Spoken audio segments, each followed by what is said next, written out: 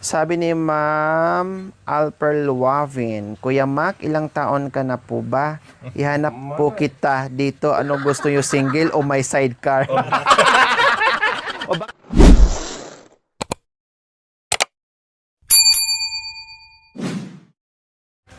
So, ayan po, mga kababayan, meron na naman tayong another project na gagawin, kaya pinatawag ko si Kuya Mac.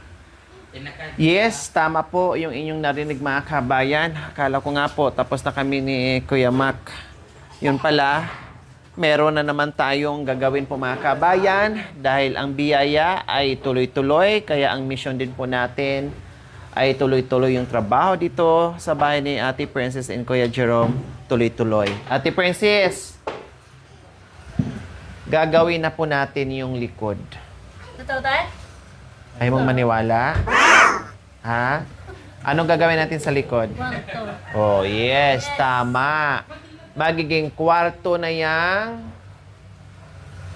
likuran nyo. Oh.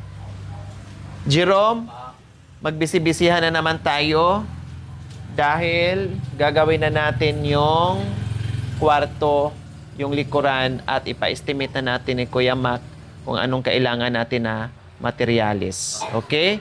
So, gaya ng sinabi ko po, mga kabayan, mahirap po dito maglagay ng kwarto. Kapag lagyan ng kwarto, mga kabayan, meron to, tapos mabawasan, ang mangyayari po dito, sisikip, pati yung daanan, mga kabayan. Halimbawa, kahit nga magdaan sila ng ito, idadaan nila, mga kabayan, ilalabas, mahirapan sila hindi makalabas dyan. Diba? Ha? Baka pa itulak pa ng bata. Oh. Hindi. Kung gawin ng kwarto to, syempre, kahoy talaga o kaya plywood. Ang problema lang is sisikip nga ito. No? Kahit nga itong sofa mo, mahirap ilabas to kapag naglagay ta ng kwarto dyan. Kaya ito, manatiling open siya, mga kabayan. Tapos, luluwang yung magiging sala ni Ate Princess kasi ito, pwedeng mailagay doon sa likuran, sa magiging kwarto po nila. Luluwang yung sala, luluwang yung dining, at gagawa pa tayo ng paraan, mga kabayan, na yung lutuan nila, mailagay natin dyan sa gilid at magagamit na po nila yung lababo, pero saka na lang po yung, mga kabayan. So, ito muna ang problemahin natin. Okay, so hindi pwede, marami nag-suggest dito, mga kabayan, na sana dito daw. Hindi nga po pwede, mga kabayan. Ipilit natin, hindi na nila mailabas yung gamit nila. Kung sobra naman ding sikip yung kwarto, mga kabayan, ang hirap din po hindi sila makagalaw, hindi magkakasya yung phone nila. No? Kasi siyempre, yung sukat nito, kailangan nandito ito, plus yung foam nila, so ano na lang po ang matitira? Wala na. Sagad na sagad dyan sa pintuan ng bahay kasi napakaliit nito, mga kabayan. All-in-one na nga ito. Talagang nakadesign lang siya sa open, hindi siya nakadesign para pang kwarto po, mga kabayan. Kaya, wala tayong ibang choice doon at manatiling nandito yan. Ilagay na lang natin dyan. Bili tayo ng lagay ng kalan, mga kabayan. Mailipat to. Hindi pa kasi ito nagagamit, mga kabayan. Nasabi ko na yan, hindi ito nagagamit dahil ayusin pa yung lagusan ng tubig papunta doon sa dito, sabi ni Kuya Mac, dito na lang para malapit kasi meron namang drainage dyan sa CR. So, gawaan daw ng paraan ni Kuya Mac kung paano ilalagay at ilulusot doon yung hose sa tubig na nanggagaling po dito sa lababo. Kahit dito, mga kabayan, ganun din po ginagawa yung iba. No, kahit dito, halos lahat ng housing, mga kabayan, ang ginagawa nila, kwarto talaga yung nandoon. Nanatili yung lababo, ginawa na lang ng paraan. Yung iba, papunta doon. Yung iba naman sa CR. Tapos, ang kwarto nila sa likod. So, ngayon, mga kabayan, nandito si Kuya Mac, estimatein kung anong kailangan natin. Plus, para ma-order natin. Kuya Mac, hali kayo. Hindi to tambak, ha. Itong isa, basura to. Kasi sabi ko, kailangan maglagay sila ng dito, sako para sa basura. Ayoko yung tapon doon, tapon dito. Kaya ito, basura to, mga kabayan. At ito naman, mga simento yan. Tapos sobra ng mga magagamit pa namin yan. Kaya dito muna tinabi. Nilinis ko po yung harapan doon, na walang sagabal doon. no nilinis ko. Kaya dito, sabi ko ay dito lang muna ilagay habang hindi pa ginagawa yung mga sobra naming bakal. Plus, nandito din po yung mga buhangin namin. Sabi ko ni nanay, nay, ano muna dito, nay, ha? Ilagay muna namin to. Kasi kako ay gagawin pa po namin yan. Nagpaalam ako ni nanay, mga kabayan. Kaya sabi ko, dyan muna. Aalisin na lang yan kapag nayari na naman ito, mga kabayan. Siyempre, maglilinis na naman kami dyan. Ulitin ko na naman yan, linis. Okay, sige. Kuya Mac, nandito tayo. Paki-estimate nyo po ang yero natin. Siguro 6 pa din. Malamang isang size lang. Then, Mas marit na rin. oo. 6 pa din. Gawin na lang natin, madam. Kuha tayo ng 3 pirasong 12. Hatiin natin yon. Sa bali ano yun? 6. Oo, bali Mas marit 6. lang naman kasi dito. May 4 naman dyan, no? Kailan mahirapan ka pa mag-cut ka, kuya? Pwede, madam. Pwede. Mayroon naman. May ano ka, may gunting. Giro. Yero. Giro. Ating yan, gamitin tayo. Balang tatam. So, Hindi ka mahirapan magputol, kuya Mac? pwede yun, madam. Mayroon naman yung pag ano. yung gunting. Okay, sige. Kasi pwede naman din. Size lang to, eh. Si kuya na lang. Ay. Sila magkukuha. Pero kung ano, kuya Mac, halimbawa walang 12 na may pintura na, yung size na lang. May size ba? Wala size. 8. Ito, pero sayang kasi yun. Sobrang... Oo, ngay. Sana mayroon ding 12 na may pintura na, no? Pero di bali. Kung mayroong 12 na may pintura, 12 na lang, 3. tatlo. Para hatiin na lang. 6 yun. Kasi pag 8 naman, sobra-sobra. Sobra na ipasok mo dyan sa loob. Sayang. Oo, sige. Ganun na lang. Bahala na. Yun na lang gagawin natin. May pintura o wala. Dagdag mo lang dito, boss, yung ano, sabi ko lang. Oh, Kasi naglilis ako kanina nung pumunta si Jerome doon eh. Ah. Yung buhangin mo na lang, gawin na natin ng isang ludyan para pang flooring. pang-flooring at saka pang-palitada, kuya. Palitada. May dami buwan. One, ang problema ata. Tapos yung hollow blocks, 80, hindi ko naidagdag yan. Yung hollow blocks. Bili lang Ay, yan. may surang mo magkaya mo. Kumbaga na kami ni Kuwatan, ni So, ang mangyayari, Kuya Mac, bili ng 3 yero. Oo, na 12. Na 12 ang haba. 3, hatiin mo na lang. Hatiin daw niya mga kabing kasi alanganin halos walang mabili na sa isang haba. So, ang 8 naman po mga kabayan ay mahirap kasi sobrang sobrang laki na yung lagpas ng mga kabayan. So, kailangan ay hatiin na lang ni Kuya Mac po mga kabayan. Sige, gawa namin ng paraan. Tapos, ang natin, Kompleto na yung bakal at saka. Kompleto na yan, madam. Yung linis. buhangin is 1 isang load.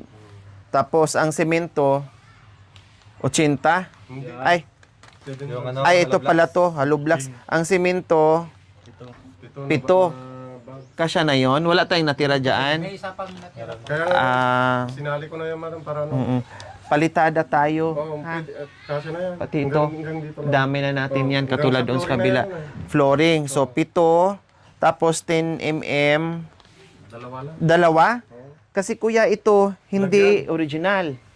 Ibig kung sabihin, tambak ito. Ay, di, lagyan natin ito. Oh, kailangan magbakal tayo dito. Hindi, ano yan, 2 yan. Oo. Gawin natin nga rod na 7. 7. Oo. Kasi baka mamaya, Sabi may sapit din yung Na. lando kayo. Kuata na gano'n, nainimim ang kuatan. Pang barikas lang ata. Gis lang tila. Doon sa may 10. 10. Gawing ano yan. paano yung mo kuya? Kasya na yon? Pwede na yon? Yung 5 piraso. Oh. May mga alambre pa na. Mayroon pa naman dito. Dagdagan na natin. Kulang yan. Para hindi ka na mag-aantay. Bilis na rin ni Kuya Mac. Tapos Nakalista na. alambre, 1 kilo. Kagabi pa lang, kuya. Si Kuya Pablo. Kinakausap na kasi. Inuusap ako kagabi. Pagawa na doon. So, 10 mm, 9 mm, 3 piraso. Oo, madam. Ang ano lang naman kasi dito sa may ano nga. Barikas. Puro 10 mm dito. 10 mm dito. Ang dyan, 9 Ilagay mm. dito yung ano. 9 mm. 9 mm dyan. So, kasya na yan 3. So, yung hollow blocks mo is 80. Kinta. 80 yung hollow blocks, mga kabayan. Magkano nga yung hollow blocks, Kuya Mac? Hindi ko lang alam, madam. Kasi Sa pulo. di mo lang, hindi ko dama lang gagamit mo lang dyan. Matibay na yon. Meron dyan sa... Ay, yung Ganyan din binili yung natin madam. natin. Yung sa... ganito din. Ganyan din yung ano niya. 10 yun, 10. Hmm. 10. Oh, okay. Dinyero na 3, tapos alambre na 1. So, ano pang kulang? Pako. Just in case, kuya, marunong ka rin mag-tiles? Meron din naman alimbawa pag hindi namin alam, madam, may ano na naman sa'yo na magtatiles. Diyan lang, wala. Ay, wala. Niwarin lang. Si Bayawari, ay si Diyan, oh, Karimarin. Yun o, tayo. Nagtanong lang, sa amin gagawin, hindi dito. Hindi pa ako tapos, Jerome. Hindi pa ako tapos. Huwag kang masyadong ano, ha. Sa bahay. Masyadong mo akong inaano. Sa bahay. Antayin mo muna yung karugtong. Masyado kang excited. Akala mo naman dito gagawin. Oh, siyempre, i-hire ko naman si Kuya Mac sa bahay. Magpalit ako ng tiles kasi may basag. Sasama rin ako ng labor. Libor ka na. Oh. Ah? Sasama rin ako ng Hindi ka naman marunong. Mas may alam pa nga ako sa yung magpintura. labor ng Oh. Talo pa nga kita magpintura eh. pintura lang. Pag sa labor ng alo. Magaling ka rin magsalita, di mo naman. Oh, tinan mo. Oh, ano? Magaling siya magsalita, hindi naman niya alam mag-labor. Oh. Ibang libro naman ang alam mo. Anong libro ang alam niya? Jik. Sabi ko sa iyo eh.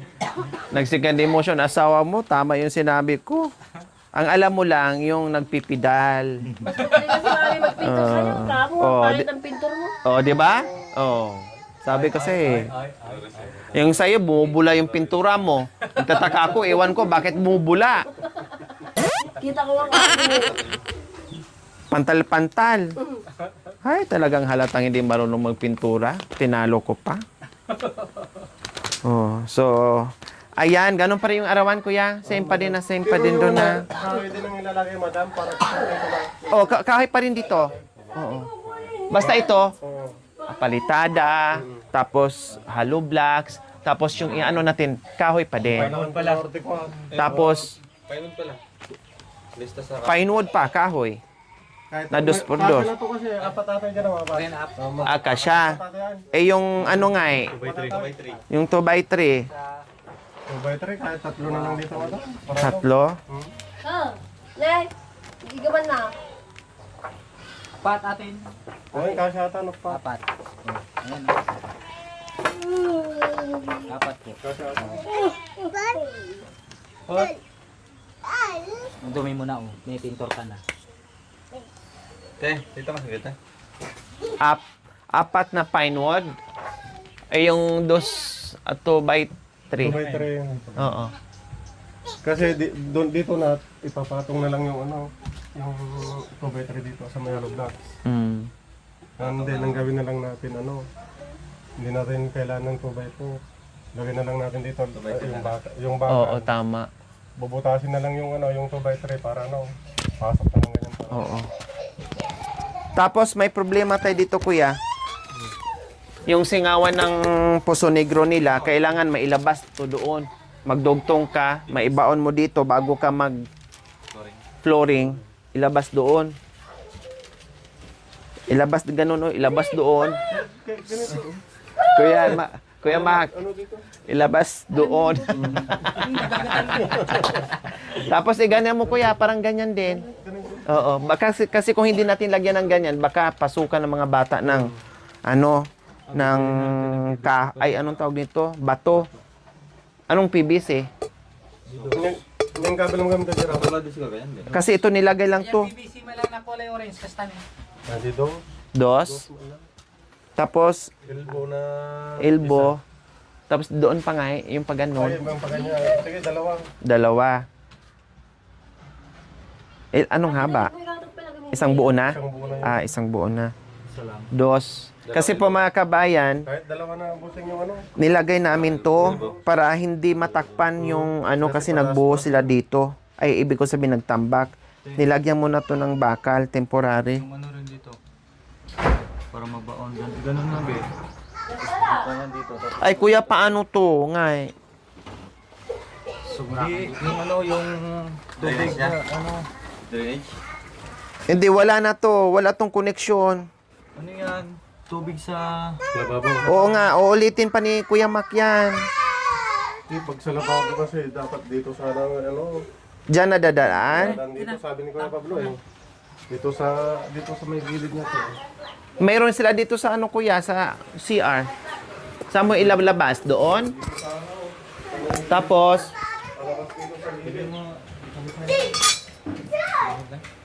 yung hose ang gagamitin, Oh, para dito minsan na lang ito, no. hindi magiging sagabal doon sa pintuan.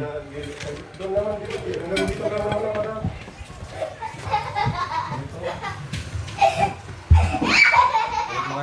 Saan idaan dito sa pintuan? Pagbubukas dito. Sa may ano niya. Kagaya doon sa Tapos maglagay ka ng ano dyan. Musin doon na lang sa Maglagay ka ng wipe out. Ano ba yan? Clean out. ganyan na lang sana oh, para diretso na kasi may butas na ito. Tapos yung clean out nga Ito, ganyan na sana diretso yan. Pagilid. Parang ano yan, yung pag-upahin lang, yung daanan lang ng yung PVC nga. Namin natin, yung ganyan. Diretso doon sa may butas doon sa may... mahirapan kayo kuya. May mga gamit na. Yung nga eh. Mahirapan kayo. Kasi pag dyan naman kasi, mali nga sa umala dyan tila bagong doon, putang siya. Kaya magagugas nga nakatungog ka na. Mangawak mo lang. Yaman. So doon ang arod. Sa gilid na lang. Gagawa kayo ng Hindi pwede. clean out. Sa labas, tapos ano doon, tapos doon idaan sa gilid. Ganun din, magbubutas din, no? Marami na naman. Mas malayo, mas mahirap. Butas doon, diretso na lang. Sige, gano'n na lang. Tapos pag naglagay ka ng clean out doon, kuya, pag gano'n, na naman? Hindi, nakaano na doon madam eh. Diretso na. Nakadiretso na, simintuhin na lang. Okay. Para walang singaw, no? Walang singaw. O, sige, gano'n na lang. Doon na lang kasi yun oh. Oo. Sa gilid. Dito na lang kada sa may ano. O, tapos ito, Kasi pag ganyan, pwede nang bakla yun. okay na yun. Okay na yun, para mas mapabilis tayo. Ito, anong gagawin dito? Hindi, doon yun eh. Hindi, ganyan na Ganyan na to. Ganyan na yan, madam. Ano? Tulak lang. At saka ano, itulak na lang ganyan. Tapos lagyan na lang ng semento dito. O yun, para makandikit ganyan, anuhan na lang. Hindi gagalaw. Tapos ito, Ano to, baklasin na to. Kasi ano to, adi sa mukha na to. Aji pa atan. Mabalang katin-katin nung nakarami to dyan. anuhin na lang yan. Lagarayin na. Lagariin na lang, tapos tapalan ng simento, no? Oh, yun na lang. Tapalan ng simento. Kasi i-repent na naman to lahat. I-repent. Tapos paano tong, ano kuya, pwede bang matapalan ng simento yan? Kagaya din doon sa nangyari doon sa kabila na pininturahan niya, di ba? Nanon din yan yung crack niya. Oo, pwedeng anuhin yan. Pwede yan, paano ng... Yung solid na semento, yung ano, yung puro, no? Sige, paki-ano na lang din yan, kuya. Ito to, ano ba to? Tsaka ano pa Tapos, paano pala to, kuya? hamba niya. Kasi may nagsabi po mga kabayan, wag na daw maglagay ng pintuan. Pero sayang naman kasi buo pa to, oh.